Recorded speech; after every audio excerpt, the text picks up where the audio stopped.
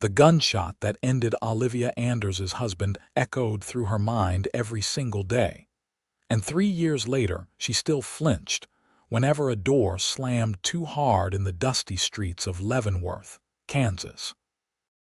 She stood behind the counter of her modest seamstress shop on Delaware Street, her fingers working automatically to hem a merchant's wife's dress while her mind wandered to places she tried desperately to avoid. The summer heat of 1878 pressed against the windows, making the small room feel even more confined than usual. Olivia was 26 years old, though most days she felt ancient, worn down by memories that refused to fade and a guilt that sat like a stone in her chest. Her husband, Thomas, had been shot during a bank robbery gone wrong, caught in the crossfire between outlaws and lawmen, and she had been the one who insisted they go to town that day. She had needed fabric, just fabric. And because of her selfishness, her impatience, her trivial need for new material, he had died bleeding in her arms on the wooden sidewalk while townspeople screamed and scattered. The bell above her door chimed, and Olivia looked up to see Martha Henderson, the baker's wife, entering with a knowing look that Olivia had come to dread.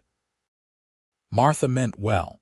Everyone in Leavenworth meant well, but their pitying glances and gentle suggestions that she should move on, perhaps consider courting again, felt like sandpaper against an open wound. "Olivia, dear, I was hoping you might have time to alter this waistcoat for my husband," Martha said, placing the garment on the counter. Then, in a lower voice, as if sharing a delicious secret, "Have you met the new foreman at the overland cattle operation, Graham Olsen? He is quite handsome, and I hear he is unmarried. Perhaps you might—" "I will have the waistcoat ready by Thursday," Olivia interrupted, her voice polite but firm.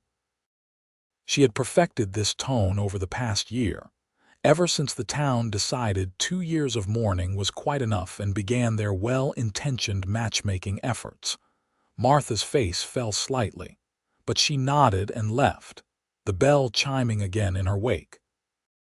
Olivia released a breath she had not realized she was holding and returned to her stitching. Her shop was her sanctuary, the one place where she could control something, create something, and keep her hands busy enough that her mind might occasionally quiet. The walls were lined with fabrics she had collected over the years, bolts of calico and muslin, gingham and cotton in every color imaginable. A dress form stood in the corner like a silent companion, currently draped with a half-finished wedding dress for the schoolteacher, a project that filled Olivia with both determination and a hollow ache. She had just begun working on the intricate beadwork for the bodice when the bell chimed once more. This time, a man entered, and Olivia knew immediately he was the foreman Martha had mentioned.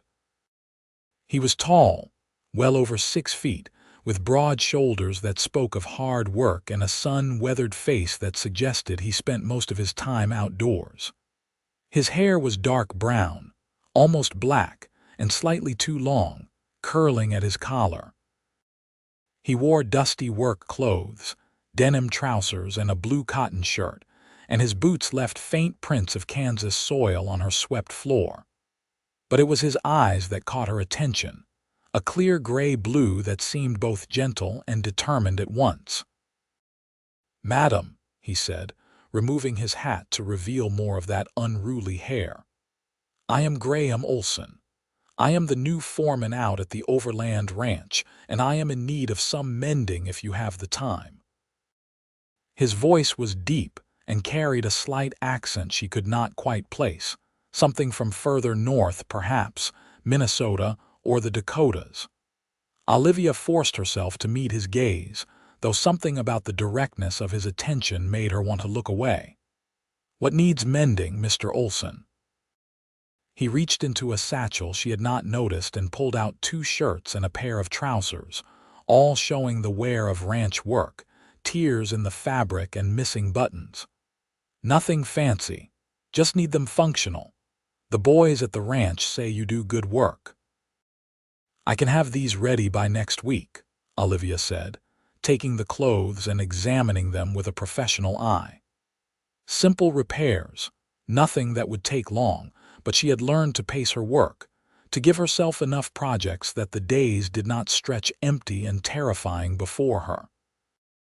Much obliged, Graham said, but he did not leave. He stood there, hat in his hands, looking at her with an expression she could not quite read. Finally, he spoke again. Martha Henderson told me I should stop by, said you were the best seamstress in town. She also mentioned you were a widow. I am sorry for your loss. The words were kind, but they struck Olivia like a physical blow. She set the clothes down on her counter with deliberate care, using the movement to compose herself. Thank you. That will be $2 for the repairs. I did not mean to upset you, Graham said quietly. I only wanted to say I understand something about loss. My wife died 4 years ago in childbirth. The baby too. He said it simply, without drama, but the pain in those gray-blue eyes was unmistakable. So when folks try to push us together because we are both sad and alone, maybe we could just agree to be civil without all the expectation hanging over it. Olivia found herself looking at him with new eyes, seeing past the handsome face and strong build to the grief underneath. She appreciated his honesty, the way he acknowledged the situation without pretense. That seems reasonable, Mr. Olsen. Graham, he corrected gently. If we are going to be civil, might as well use first names. You are Olivia, right? Yes. She felt something loosen slightly in her chest, a tiny release of tension. I am Olivia. Well then, Olivia, I will leave you to your work. Thank you for taking on the mending. He placed his hat back on his head and moved toward the door, then paused. If you need anything, the Overland Ranch is about 3 miles west of town. I know you probably will not need anything from a cattle foreman, but I figured I would mention it anyway. After he left, Olivia stood for a long moment staring at the closed door. She felt oddly unsettled, though not in an entirely unpleasant way. There had been something refreshing about Graham's straightforward approach, the way he acknowledged their shared situation without trying to fix it or push her towards something she was not ready for. She picked up his shirts and began examining the repairs needed, noting that they were quality garments that had simply suffered from hard use. The man took care with his belongings, or at least he had before they wore out. The rest of the day passed in its usual rhythm. Olivia finished the hem for the merchant's wife, worked more on the wedding dress, and closed the shop at 6 o'clock as the summer sun began its descent toward the horizon. She lived above the shop, a small apartment with a bedroom, a sitting room, and a tiny kitchen that was all she needed. Or at least, all she allowed herself to need.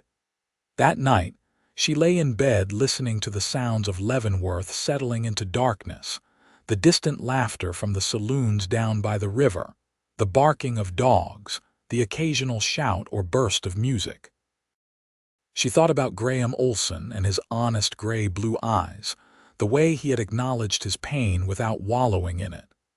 She thought about his dead wife and child, and wondered if he woke in the night the way she did, haunted by moments that could not be changed. 3 days later, Graham returned to the shop.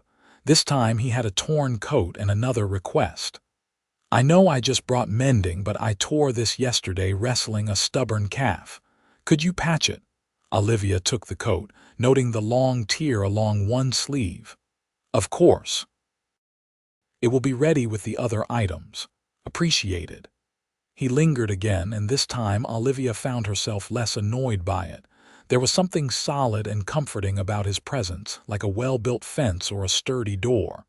How long have you had your shop? He asked. 5 years. I started it after I married. Thomas, my husband, he encouraged it, said I had a talent that should not go to waste. The words came more easily than they usually did when she spoke of Thomas. perhaps because Graham understood loss in a way most people did not. "He sounds like he was a good man," Graham said simply. "He was." Olivia folded the coat and set it with his other items. "Your wife, what was her name?" "Catherine." "Katie, everyone called her. She was small and fierce, always laughing." A sad smile crossed his face. "She wanted children so badly. When she finally got pregnant, we were so happy. And then everything went wrong during the delivery. The midwife said sometimes these things just happen, that there was nothing anyone could have done. But I still wonder if I should have taken her to a doctor in the city, if I should have known something was wrong sooner." The confession hung in the air between them, raw and honest. Olivia felt her own carefully constructed walls crack slightly. "I know that feeling, the wondering, the what-ifs that never end." "Does it get better?" Graham asked, and the vulnerability in the question made Olivia's throat tighten. "I do not know yet," she admitted. "Ask me in another 3 years." He smiled then, a real smile that reached his eyes and transformed his entire face. "Fair enough. I will check back with you on that." Over the following weeks, Graham became a regular presence at Olivia's shop. He always had legitimate business, mending or alterations, but he also lingered to talk. He told her about the Overland Ranch, about the 100 head of cattle they were preparing to drive north to the railhead in Nebraska, about the challenges of managing a crew of cowboys who were more interested in drinking and fighting than in honest work. She told him about her customers, about the peculiar requests she received, about the satisfaction of creating something beautiful from mere fabric and thread. Their conversations were easy, lacking the awkward tension that Olivia had felt with other men who had tried to court her. Graham never pushed, never suggested anything beyond friendship. He simply showed up, talked with her, listened to her, and then left until the next time. It was comfortable, and comfort was something Olivia had not felt in a very long time. One afternoon in late July, as the heat shimmered off the street outside and made the air inside the shop feel thick and heavy, Graham arrived looking troubled. "We have a problem at the ranch," he said without preamble.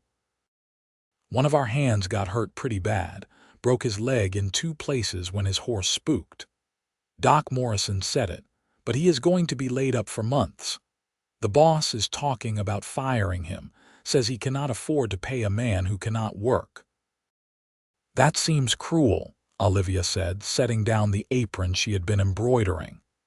"It is, but it is also reality. Ranching is hard business. Still, Jake has been with Overland for 5 years. He is a good man. I hate to see him cast aside like that." Graham ran a hand through his hair in frustration. "I offered to cover his wages myself for a month, give him time to figure something out, but the boss refused, said it would set a bad precedent." Olivia thought for a moment, an idea forming. "Can he so?" Graham blinked at her, surprised by the question. "I have no idea." "Why?" "Because I could use help. Nothing that requires moving around much, just basic stitching, mending, that sort of thing. If he can sit in a chair and work a needle, I could pay him enough to get by until his leg heals. Then he could return to the ranch." The look Graham gave her was so full of gratitude and something else, something warmer that Olivia did not want to examine too closely, that she had to turn away. "You would do that? For a man you have never met?" "I know what it is like to be alone and struggling. If I can help, I should." She kept her voice matter of fact, not wanting to make too much of the offer. "Bring him by tomorrow and I will see if he can manage the work." Jake turned out to be a weathered cowboy in his 40s with calloused hands and a suspicious nature, but he could indeed sew after Olivia showed him the basics. His stitches were not as neat as hers, but they were functional, and he attacked the work with a determination that she respected. Having him in the shop changed the dynamic, gave her less time to sink into her own thoughts, and she found herself grateful for the company even when he grumbled about women's work. Graham stopped by more frequently to check on Jake, and Olivia began to anticipate his visits with something that felt dangerously close to excitement. She noticed small things about him: the way he always wiped his boots before entering her shop, how he listened when she talked without interrupting or trying to solve her problems, the gentleness in his hands when he handled the fabric she showed him. She noticed, too, how he looked at her sometimes, with an expression that made her heart beat faster and her carefully maintained defenses feel suddenly inadequate. One evening in early August, after Jake had left for the day and Olivia was preparing to close the shop, Graham appeared with a basket. "I thought you might like dinner," he said, looking almost nervous. "Nothing fancy, just some fried chicken and biscuits from the hotel restaurant. I figured you probably get tired of cooking for yourself every night." Olivia knew she should refuse, that accepting felt like crossing a line she had sworn not to approach. But the shop was hot and she was tired, and the smell of the chicken made her stomach growl in a way that reminded her she had skipped lunch. "That is very kind. Would you like to eat together? I have a table upstairs." They climbed the narrow stairs to her apartment, and Olivia felt suddenly self-conscious about the space. It was tidy but spare, lacking the warmth and decoration that a proper home should have. She had not bothered making it cozy, had not seen the point when she spent most of her time simply existing rather than living. But if Graham noticed the bareness, he did not comment. He simply helped her set out the food on her small table and took a seat across from her. "This is nice," he said, and she could tell he meant it. "I eat most of my meals in the bunkhouse with the hands. It gets loud." "I eat most of my meals alone," Olivia replied. "It gets quiet." They smiled at each other, acknowledging their different forms of loneliness. As they ate, their conversation flowed as easily as it always did, touching on everything and nothing. Graham told her about growing up in Minnesota, about learning ranching from his father before heading west to seek his fortune. Olivia told him about her childhood in Ohio, about moving to Kansas with her parents and meeting Thomas at a church social when she was 19. "You ever think about leaving?" Graham asked at one point. "Starting fresh somewhere new where nobody knows your story?" "All the time," Olivia admitted. "But then I think about how Thomas is buried here and how running away feels like abandoning him all over again. It does not make logical sense, I know. He is gone, but I cannot seem to make myself leave." Graham was quiet for a moment, then reached across the table and took her hand. The touch was gentle, his palm warm against hers. "I do not think you are damaged, Olivia. I think you loved someone and lost him, and you are trying to figure out how to live with that. That is not the same as being broken." Tears stung Olivia's eyes, unexpected and unwelcome. "I feel broken. I feel like everything good in me died with him, and all that is left is this hollow shell going through the motions of living." "I felt that way too," Graham said quietly, his thumb brushing across her knuckles in a gesture that was both comforting and electric. "For a long time after Katie died, I was just existing, working until I was exhausted, sleeping, working again. Trying not to feel anything because feeling meant remembering, and remembering hurt too much." "When did it change?" Olivia asked, not pulling her hand away even though she knew she should. "About 6 weeks ago," Graham said, his gray-blue eyes holding hers. "When I walked into a seamstress shop and met a woman who understood grief without trying to fix it, who let me be sad without making me feel weak for it, who made me want to be something more than just a man going through the motions." Olivia's breath caught. She knew what he was saying, understood the meaning beneath the words, and it terrified her. "Graham, I know," he interrupted gently. "You are not ready. Maybe you will never be ready, and that is all right. I am not asking you for anything, Olivia. I am just telling you the truth. You make me feel alive again, and I am grateful for that whether anything ever comes of it or not." She sat there, her hand still in his, feeling the warmth of his skin and the sincerity of his words, and something inside her shifted. Not broke open, not yet, but cracked slightly, letting in the smallest sliver of light. "I am too damaged for happiness," she whispered, voicing the belief she had carried like a shroud for 3 years. Graham squeezed her hand, his expression infinitely tender. "Then let us be happy anyway."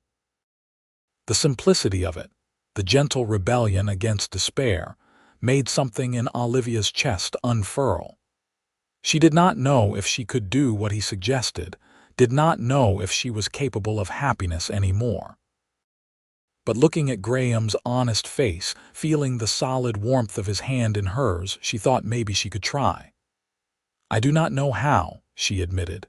"Neither do I," Graham said with a small smile. "So we will figure it out together, one day at a time, no pressure, no expectations. Just two people who have been sad for too long trying to remember what it feels like to smile." It was not a declaration of love, not a proposal, or even a proper courtship. It was something simpler and somehow more profound, an acknowledgement of shared pain and a mutual decision to seek something better. Olivia found herself nodding, agreeing to something she did not fully understand but desperately wanted. They finished their dinner talking about lighter things, and when Graham finally left, Olivia stood at her window watching him walk down the darkened street toward the livery where he kept his horse.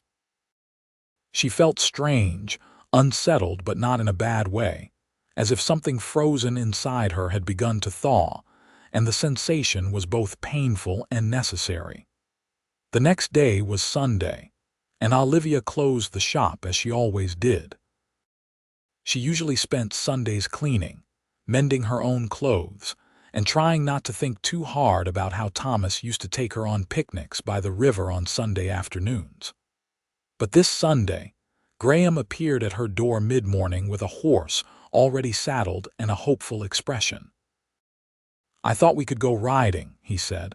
"Nothing strenuous, just out to the ranch so you can see where I spend my days. The weather is nice, cooler than it has been." Olivia hesitated.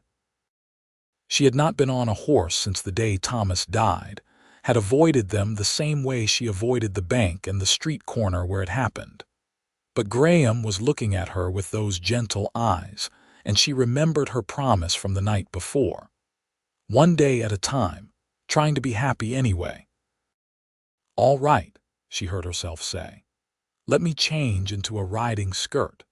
20 minutes later, they were heading west out of Leavenworth, Olivia seated on a gentle mare that Graham assured her would not spook at anything short of cannon fire. The August morning was indeed cooler than recent days, with a breeze that carried the scent of prairie grass and distant rain. Olivia gripped the reins tighter than necessary, her body tense, but gradually the rhythm of the horse's gait and the openness of the landscape around them began to ease her anxiety. "You are doing fine," Graham said from beside her, keeping his own mount at an easy walk. "We are in no hurry." The overland ranch, when they reached it, was larger than Olivia had imagined. A sprawling house sat at the center, surrounded by barns, corrals, and various outbuildings. Cattle dotted the hills in the distance, their brown and white bodies stark against the green gold grass. Several cowboys were working near the corrals, and they looked up with undisguised curiosity when Graham and Olivia rode in. "Boys, this is Miss Olivia Anders, the seamstress from town," Graham announced. "She is the one helping Jake until his leg heals." The cowboys tipped their hats respectfully, though Olivia caught the knowing looks they exchanged. No doubt they would be speculating about her relationship with Graham before sunset. The thought should have bothered her more than it did. Graham showed her around the ranch, pointing out the different areas and explaining the operation with obvious pride. He introduced her to the ranch owner, a gruff man named Harold Peterson, who thanked her brusquely for taking on Jake, and then returned to his work. They visited the bunkhouse where Jake was resting, his splinted leg propped on a chair, and he greeted Olivia with something approaching warmth. "Miss Anders, I owe you thanks," Jake said. "Graham tells me you did not have to help me." "We all need help sometimes," Olivia replied simply. "I am glad I could provide it." After leaving the bunkhouse, Graham led Olivia to a small rise behind the main house where they could see out over the ranch and the prairie beyond. They dismounted and stood together in comfortable silence, watching the cattle move slowly across the distant hills. "It is beautiful here," Olivia said finally. "Peaceful." "It is," Graham agreed. "Sometimes when things get overwhelming, I come up here and just stand. Reminds me that the world is bigger than my problems." Olivia understood exactly what he meant. Standing here, with the vast Kansas sky overhead and the endless prairie stretching in every direction, her grief felt less crushing, more like one small piece of a much larger existence. It did not disappear, but it shifted into something she could breathe around. "Thank you for bringing me here," she said quietly. Graham smiled at her, and this time Olivia let herself smile back without reservation. It felt strange, using those muscles after so long, but not wrong. Not wrong at all. They rode back to town in the early afternoon, arriving just as the church bells were ringing. Graham helped Olivia dismount outside her shop, his hand steady on her waist, and for a moment they stood close together on the wooden sidewalk. Olivia could smell the clean scent of him, soap and leather and sun-warmed skin, and she felt her pulse quicken in a way that had nothing to do with the ride. "I had a nice time," she said, her voice coming out softer than she intended. "So did I." Graham's hands lingered at her waist for just a second longer than necessary before he released her. "Maybe we could do it again next Sunday. I would like that." As August gave way to September, a pattern developed. Graham came by the shop several times a week, sometimes with mending but often just to talk. On Sundays, they rode out to the ranch or explored the countryside around Leavenworth, once even packing a lunch and eating by the Missouri River while watching the steamboats pass. Jake's leg healed slowly, but he proved to be a reliable worker, and Olivia found herself appreciating his steady presence and dry humor. The town, of course, noticed Graham's attention to Olivia. Martha Henderson stopped by one morning in mid-September with a knowing smile and thinly veiled questions about whether Olivia might be ready to put aside her morning clothes. Olivia still wore the subdued colors of widowhood, though she had noticed herself reaching for the lighter shades of gray and lavender rather than the stark black she had worn for the first 2 years. "I am not courting anyone," Olivia told Martha firmly, though even as she said it, she knew it was not entirely true. What she and Graham were doing existed in some undefined space between friendship and courtship, comfortable yet charged with an undercurrent of something deeper. One evening in late September, Graham appeared at closing time and asked if Olivia would walk with him. They strolled through Leavenworth as the sun set, painting the sky in shades of orange and pink, and eventually found themselves at the small cemetery on the eastern edge of town. Olivia stiffened when she realized where they were heading, but Graham's hand found hers and squeezed gently. "Will you show me where Thomas is buried?" he asked quietly. "You do not have to. I just thought if you wanted to, I would like to see it." Olivia had not visited Thomas's grave since the funeral, could not bring herself to face the physical proof of his absence. But with Graham's hand warm in hers, she found the courage to walk through the cemetery gates and lead him to the modest headstone marked Thomas Anders, beloved husband, 1849-1875. They stood in silence for a long moment. Olivia felt tears tracking down her cheeks but did not try to stop them. Graham simply stood beside her, a solid presence, letting her grieve without trying to hurry her through it. "I am sorry I never got to meet him," Graham said finally. "He must have been special to earn your love." "He was," Olivia whispered. "He was kind and patient, and he made me laugh." "I did not deserve him." "That is grief talking," Graham said gently. "I guarantee he felt like he did not deserve you either. That is how love works." Olivia turned to look at him, this man who had somehow worked his way past her defenses with his honesty and patience. "Do you think it is wrong?" she asked. "That I am starting to care for you? Does it make me disloyal to Thomas's memory?" Graham was quiet for a moment, considering his words carefully. "I asked myself the same thing about Katie, whether moving forward meant leaving her behind. But then I realized that love is not a finite resource. Caring for you does not diminish what I felt for Katie. It just means my heart is big enough to hold both grief and hope at the same time. I think Thomas would want you to be happy, Olivia.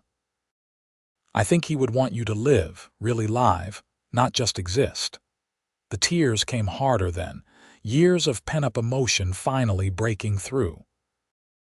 Graham pulled her into his arms, and Olivia let herself be held, let herself cry against his chest while he murmured soft words of comfort and his hand stroked her hair. When the storm finally passed, she felt lighter, emptier but in a good way, as if some of the poison had been drained from a festering wound. "I am sorry," she said, pulling back and wiping at her eyes. "Don't be." Graham cupped her face in his hands, his thumbs brushing away the remaining tears. "You are allowed to cry. You are allowed to grieve. You are also allowed to be happy. Those things can exist together." Looking up at him in the fading light, Olivia felt something shift definitively inside her chest. This was not just friendship or companionship. This was love, real and frightening and wonderful, and she was tired of fighting it. "Graham," she said, her voice steady despite everything. "I think I am falling in love with you." His face transformed, joy breaking across it like sunrise. "Thank God," he breathed. "Because I have been in love with you since approximately the third time I visited your shop and you laughed at something I said. It was the first time I had heard you laugh, and I knew right then that I wanted to spend the rest of my life finding ways to make you do it again." He kissed her then, gentle and sweet, and Olivia felt the last of her carefully constructed walls crumble. She kissed him back, letting herself feel the joy and desire and terrifying vulnerability that came with opening her heart again. When they finally pulled apart, both breathing hard, the cemetery around them was deep in twilight shadows. "We should probably head back before someone decides we have been murdered by bandits," Graham said with a smile. Olivia laughed, the sound bubbling up unexpectedly. "That would certainly give the town something to talk about." They walked back to Leavenworth hand in hand, and Olivia felt like a different person than the one who had left a few hours earlier. The grief was still there, would always be there, but it no longer defined her. She was more than her loss, more than her guilt and pain. She was a woman who had loved and lost and was brave enough to love again. The following weeks passed in a blur of happiness that Olivia had forgotten was possible. Graham courted her properly now, taking her to dinner at the hotel restaurant, bringing her flowers from the prairie, sitting with her in the evenings and talking about everything and nothing. Jake's leg healed enough for him to return to light work at the ranch, but he continued helping Olivia a few days a week, claiming he enjoyed the peace of the shop compared to the chaos of the bunkhouse. In early October, Graham asked Olivia to marry him. They were at their spot on the rise behind the ranch, watching the sunset paint the sky in impossible shades of red and gold. He did not have a ring, said he wanted her to choose one herself, but his proposal was heartfelt and sincere, full of promises about building a life together and supporting her dreams along with his own. "I know it has not been that long," he said, holding both her hands in his. "And if you want to wait, we can wait. But I have learned that life is uncertain, and when you find something precious, you should hold on to it. You are precious to me, Olivia. I want to wake up next to you every morning and fall asleep beside you every night. I want to help you carry your grief and let you help me carry mine. I want to build a future that honors our pasts without being trapped by them. Will you marry me?" Olivia did not hesitate. "Yes. Yes, absolutely yes." They married in November, a small ceremony in the Leavenworth church, with Jake serving as Graham's best man and Martha Henderson as Olivia's witness. Olivia wore a dress she had made herself, a beautiful creation in cream-colored silk that represented the life she was choosing. Not quite the white of a first marriage, but not the mourning colors of her past. Graham wore a new suit, and when he saw her walking down the aisle, the look on his face told Olivia everything she needed to know about his feelings. The reception was held at the hotel, and half the town attended, delighted by the romance between the widowed seamstress and the kind-hearted foreman. People toasted their happiness and danced to fiddle music, and Olivia felt surrounded by genuine warmth and goodwill. When she and Graham finally left, heading to the small house he had rented on the outskirts of town, she felt like she was stepping into a new chapter of her life, one written with hope rather than despair. Their wedding night was tender and slightly awkward, two people learning each other's bodies and boundaries. But it was also beautiful, full of whispered words and gentle touches, and the profound intimacy of two scarred hearts choosing to be vulnerable with each other. Afterward, lying in Graham's arms with his heartbeat steady beneath her ear, Olivia felt a peace she had not known in years. "I love you," she whispered into the darkness. "I love you too," Graham replied, his lips pressing against her hair. "Thank you for taking a chance on happiness. Thank you for not letting me give up on it." They settled into married life with surprising ease. Olivia kept her shop, and Graham continued his work at the Overland Ranch, but they made their evenings and Sundays sacred time for just the two of them. They talked about everything, sharing their pasts without letting those histories define their present. Graham told her more about Katie, about the dreams they had shared and the pain of losing them. Olivia told him more about Thomas, about the good years and the guilt she still sometimes felt. They cried together and laughed together and slowly, day by day, built something new and strong. In February of 1879, Olivia discovered she was pregnant. The news filled her with joy and terror in equal measure. She told Graham over dinner, watching his face carefully for his reaction, worried that the pregnancy might bring back painful memories of losing Katie and their baby. Instead, Graham's face lit up with wonder. "Really? We are going to have a baby?" "Yes. Sometime in late August, the doctor thinks." Olivia's hand went instinctively to her still flat stomach. "I know it might be difficult for you, given what happened before." Graham was around the table in an instant, pulling her into his arms. "It will not be easy," he admitted. "I will probably worry constantly. But Olivia, this is a gift. A chance to build the family we both want. We will get through it together." The pregnancy progressed smoothly, though true to his word, Graham worried. He hovered and fussed and drove Olivia slightly crazy with his protective instincts. But she understood the fear behind his actions and tried to be patient. They turned the second bedroom of their house into a nursery, painting the walls a soft yellow and filling it with a cradle Graham built himself, and tiny clothes that Olivia sewed between customers. In late August, on a sweltering afternoon that had Olivia miserable and cranky, her labor began. Graham immediately fetched the doctor and the midwife, then stayed by her side through the long, exhausting process. When their son finally emerged, red-faced and squalling, Graham wept with relief and joy.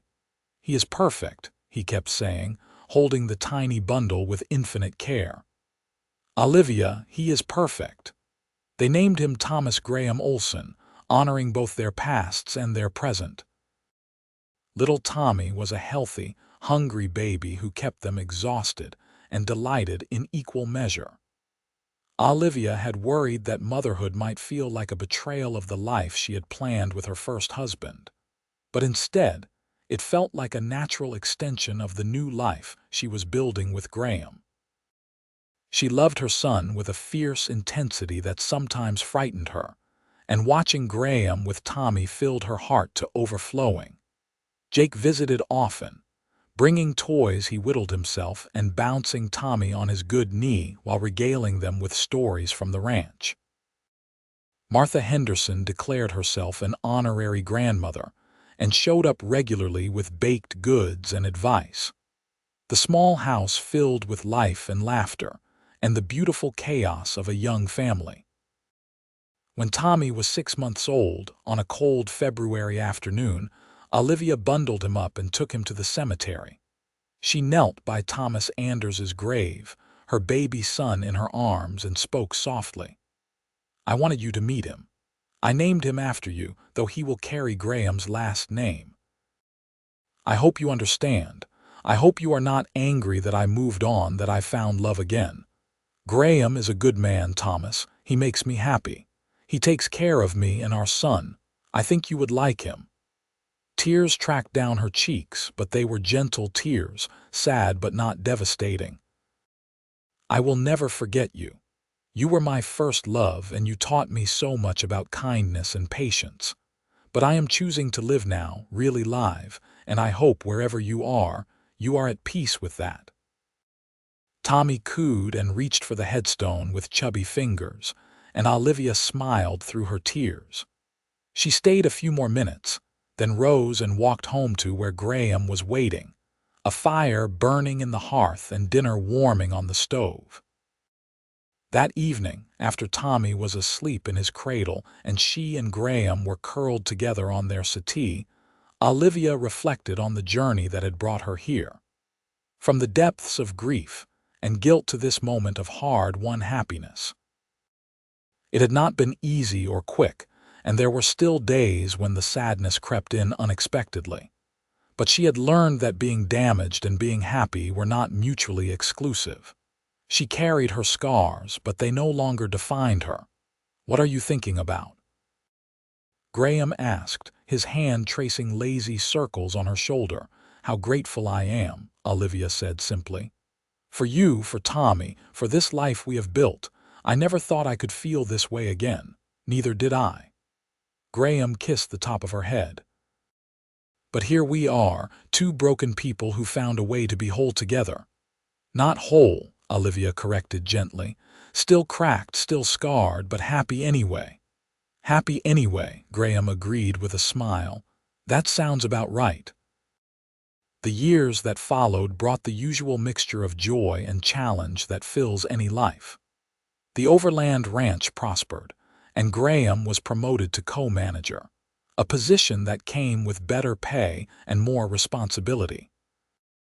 Olivia's seamstress business grew as well, and she eventually hired 2 young women to help with the workload, turning her small shop into a thriving enterprise. Tommy grew into a bright, energetic boy with his father's gray-blue eyes and his mother's quick smile. In 1882, Olivia gave birth to their second child, a daughter they named Catherine Grace, honoring Graham's first wife. The birth was easier than Tommy's had been, and little Catherine was a calm, content baby who rarely fussed. Watching Graham with his daughter, seeing the joy and healing that her presence brought him, Olivia felt her love for him deepen even further. They bought a larger house in 1883, one with enough room for their growing family and a dedicated workspace for Olivia's sewing. The house sat on the edge of town, with a view of the prairie that Graham loved. They painted it white with blue shutters, planted a garden, and added a chicken coop that Tommy insisted on managing himself. In 1885, their third child arrived, another son they named Henry James. He was the most difficult of their children, colicky and demanding, but he was also sweet and affectionate, always wanting to be held or cuddled. The house was chaotic with 3 young children, but it was also full of laughter and love and the beautiful mess of a life fully lived. One evening in the fall of 1886, after the children were finally asleep, and Olivia and Graham were sitting on their porch watching the sunset, Graham took her hand and squeezed gently. "You remember when we met?" he asked. "When I walked into your shop and you looked like you wanted me to leave immediately," Olivia laughed. "I remember. I was determined not to let anyone close." "I was terrified of you," Graham admitted. "You were so beautiful and so sad, and I did not know if I was strong enough to handle both. But I could not stay away." "I am glad you could not." Olivia leaned her head on his shoulder, feeling the solid warmth of him. "You saved me, Graham. You gave me a reason to keep living when I had nearly given up." "You saved me too," Graham said quietly. "We saved each other." They sat in comfortable silence, watching the sky turn from gold to pink to deep purple. Olivia thought about the woman she had been 8 years ago, broken and convinced she would never be whole again. That woman would not recognize the life Olivia had now, would not believe that such happiness was possible after such loss. But it was possible. Not easy, not without pain and struggle, but possible. In 1888, Graham left the overland ranch to start his own cattle operation. It was a risk, using their savings to purchase land and stock, but it was a dream he had nursed for years. Olivia supported him completely, just as he had supported her business ambitions. The first few years were difficult, full of setbacks and struggles, but Graham was determined and capable, and slowly the Olsen ranch began to prosper. Tommy, now 9 years old, threw himself into ranch work with enthusiasm, following his father everywhere and learning everything he could. Catherine preferred the house, often sitting with Olivia in her sewing room and learning to stitch.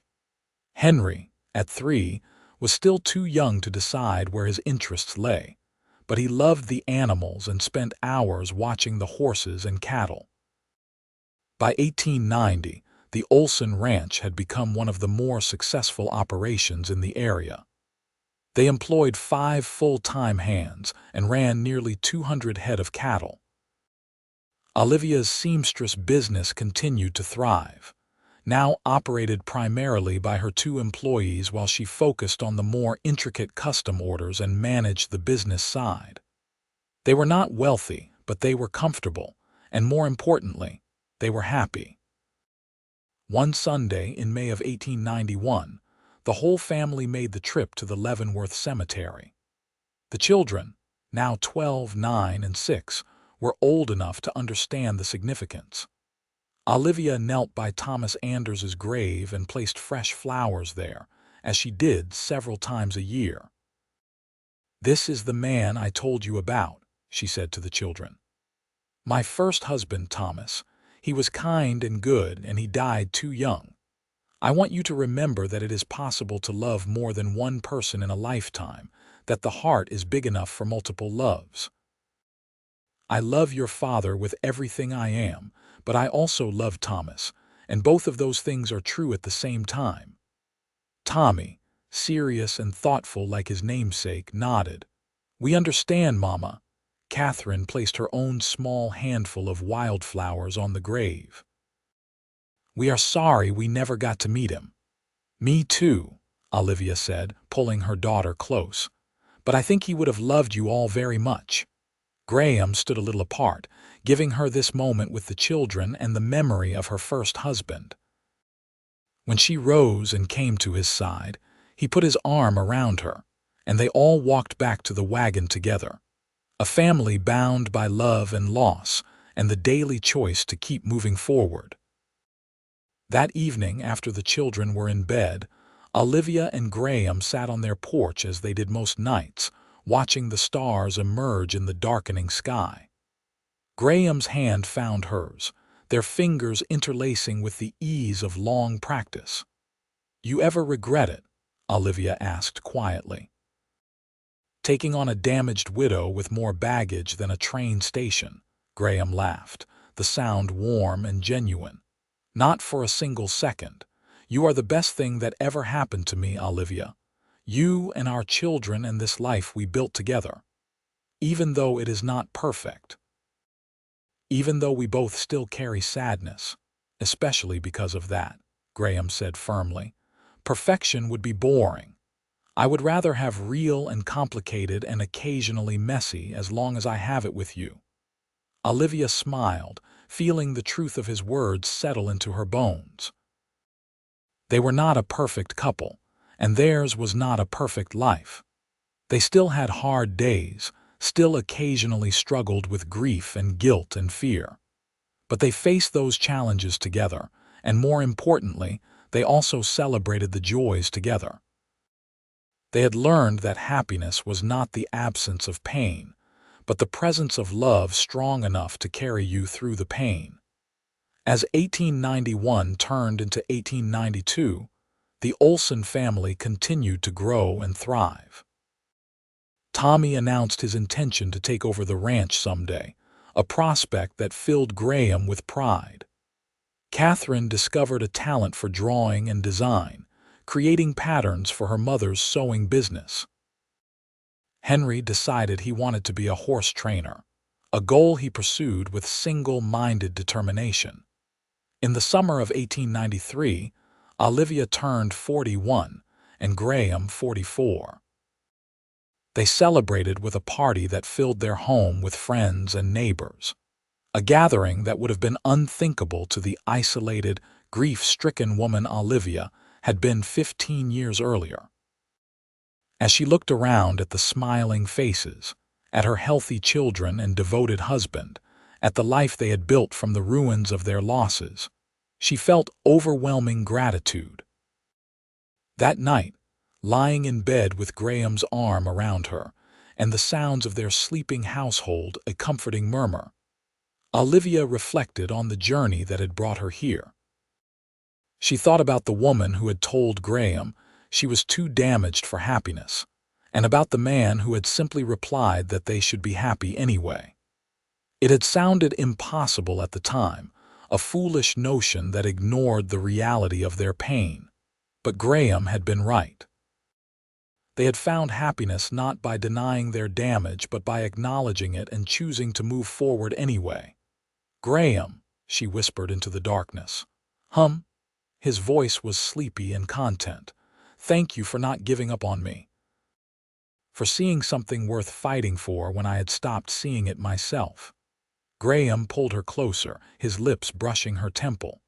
"Thank you for letting me in, for taking a chance on love when every logical reason said not to. I love you, Olivia, I always will. I love you too, so much." They drifted into sleep wrapped around each other. Two people who had learned that the human heart was remarkably resilient, capable of enduring profound loss and still finding its way back to joy. Their story was not one of fairy tale perfection, but of real, hard-won happiness forged from sorrow and seasoned with grace. As the years continued to unfold, the Olsen family became a fixture in Leavenworth. Graham's reputation as a fair and skilled rancher grew, and by 1895 he was serving on the town council, helping to guide the community's growth and development. Olivia's business expanded beyond simple seamstress work into a general mercantile focused on fabrics and sewing supplies, a venture that proved both profitable and personally satisfying. Tommy grew into a capable young man, working the ranch alongside his father and showing every sign of becoming an excellent rancher himself. At 18, in the summer of 1897, he began courting the daughter of a neighboring rancher, a smart, pretty girl named Sarah who shared his love of the land. Watching her son fall in love, Olivia felt a bittersweet mix of joy and nostalgia, remembering her own first love and the hope that had filled those early days with Thomas. Catherine, at 14, was already showing signs of becoming a talented designer. She spent hours sketching dress designs and experimenting with different fabrics and patterns. Olivia encouraged her daughter's talents, seeing in Catherine a younger, less burdened version of herself. Henry, now 12, was as horse-crazy as ever, spending every spare moment in the stables and working with their horses with a patience and skill that impressed everyone who watched him. In 1898, Tommy and Sarah married, and the following year they welcomed the first Olsen grandchild, a baby girl they named Olivia Sarah. Holding her tiny granddaughter, seeing her own name pass to another generation, Olivia felt the circle of her life come full and complete. She thought about the woman she had been, convinced that her story was over, and marveled at how wrong she had been. Her story had simply been waiting for a new chapter, one she had not known how to begin until Graham showed her the way. Graham, now 50, had aged well, his dark hair silver at the temples and his face lined with the evidence of decades spent outdoors. But his gray-blue eyes were as gentle as ever, and his love for Olivia had only deepened with time. He was an attentive grandfather, doting on little Olivia Sarah with the same tenderness he had shown his own children. One evening in the fall of 1899, as the century drew to a close, Olivia and Graham took a walk through Leavenworth, retracing the path they had walked the night Graham first told her he was falling in love with her. The town had grown and changed in the 2 decades since they met, new buildings rising and old ones being torn down, but the essential character remained. They ended up at the cemetery, standing before Thomas Anders's weathered headstone. Olivia knelt and placed flowers there, as she still did regularly, then straightened and took Graham's hand. "I used to feel so guilty standing here," she said quietly. "Like I was betraying Thomas by being happy with you, but I understand now that love is not a betrayal. Love is how we honor the people we have lost, by living fully and loving deeply in their memory." "He would be proud of you," Graham said. "Proud of the life you built, the family you raised, the happiness you found." "I hope so." Olivia looked up at her husband, this man who had saved her life in the most profound way possible. "You know what I think about sometimes? About how close I came to sending you away that first day. If I had been just a little colder, a little more closed off, we might never have happened." "But you did not send me away," Graham pointed out, "and I kept coming back. I think we were meant to find each other, Olivia. 2 broken people who fit together just right." They walked home as the sun set, painting the Kansas sky in shades of amber and rose. The new century was coming, full of unknown changes and challenges, but Olivia felt ready to face whatever came. She had learned that she was stronger than she thought, that love could survive the worst losses, and that happiness was always possible for those brave enough to reach for it. At home, their family was gathered for Sunday dinner. Tommy and Sarah with baby Olivia, Catherine showing off her latest dress designs, Henry regaling them all with stories about the new colt he was training. The table was full and loud and wonderfully chaotic, exactly the opposite of the silent, empty life Olivia had been living when Graham walked into her shop 21 years ago. After dinner, as the family lingered over coffee and pie, Tommy raised his glass. "I want to make a toast to my parents, who have shown me what real love looks like. You taught me that strength is not never falling down but always getting back up. That happiness is a choice you make every day, even when it is hard. Thank you for building this family and this life." I hope Sarah and I can do half as well with our own family." Everyone raised their glasses, and Olivia felt tears prick her eyes. She looked at Graham and saw her own emotion reflected in his face. They had come so far, survived so much, and built something beautiful from the ashes of their losses. Later that night, in the quiet of their bedroom, Graham held Olivia close and whispered, "Do you remember what you told me the night I proposed? You said we would never be whole, just happy anyway." "I remember," Olivia murmured. "I think you were wrong," Graham said softly. "I think we are whole. Not because we stopped being damaged, but because we found someone who loves us enough to help carry the broken pieces. That is what makes us whole, Olivia, not perfection, but love." Olivia considered this, then nodded against his chest. "You are right. I am whole, we are whole, and we are happy."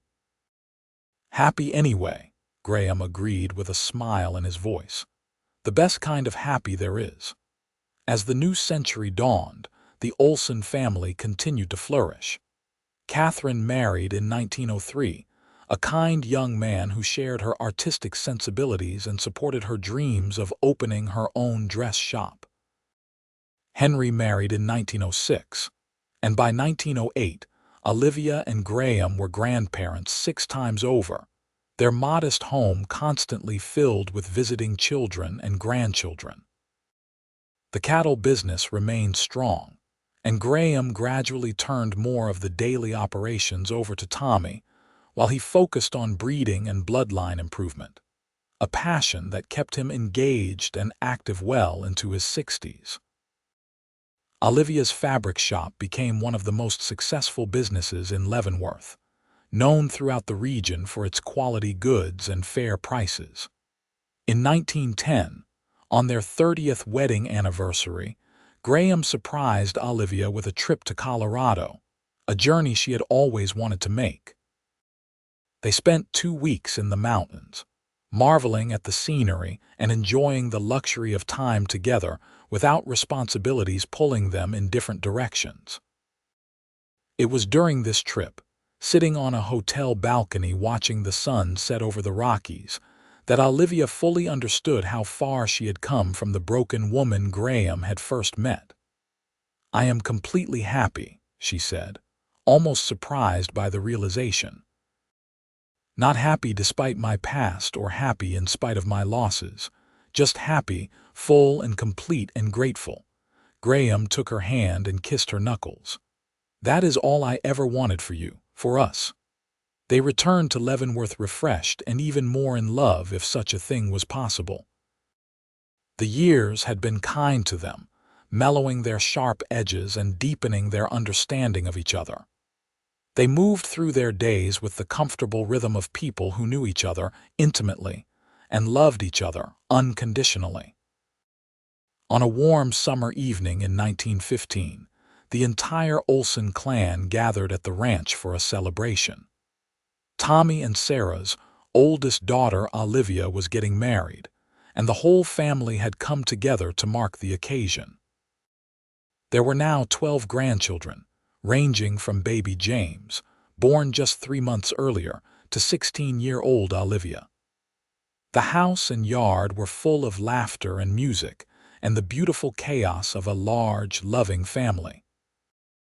Olivia, now 63, watched it all with a heart so full it felt like it might burst.